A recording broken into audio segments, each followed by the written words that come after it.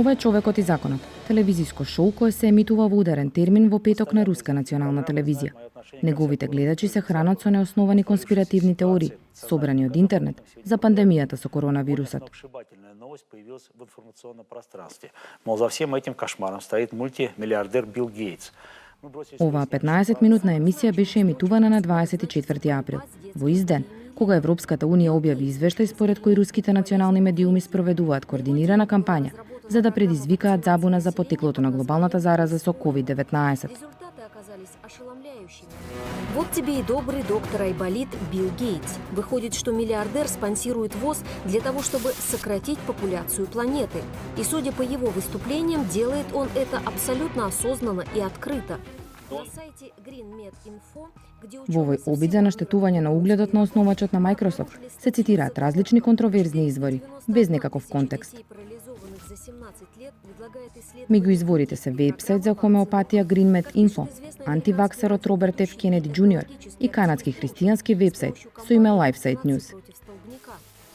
Руските експерти исто така ја објаснуваат бизарната неоснована приказна за вакцината за коронавирусот, која се става во микрочипови, кои се вметнуваат во кожата на луѓето. Если, например, ты не угоден этой системе, которую они хотят построить, то тебя можно от нее отключить нажатием одной кнопки. Извештај на New York Times, објавен една недела претходно, наведува дека дезинформациите кои кружат во САД, а се поврзани со Бил Гейтс, представуваат најраспространетото лажно тврдење за коронавирусот на интернет. Во извештајот исто така се наведува дека теориите на заговор за Гейтс се исто така пренесувани од луѓе од Fox News, како Лаура Инграм и Роџер Стоун, поранешен советник на председателот на САД Доналд Трамп. Today, the greatest risk of global catastrophe doesn't look like this. Instead, it looks like this. If anything... Овој говор на Гейтс од 2015 година има повеќе од 25 милиони прегледи на YouTube. Некои теоретичари на заговор тврдат дека неговите предвидувања покажуваат дека тој стои зад пандемијата со коронавирусот. Тоа го сугерира извештајот на руската телевизија. Неговите коментари се одраз на тоа на што епидемиолозите ги предупредуваа владите од целиот свет со години. Гейтс беше прашан за теориите на заговор кои се врзуваат со неговото име во подкаст на Vox, снимен изден со емитувањето на руската емисија.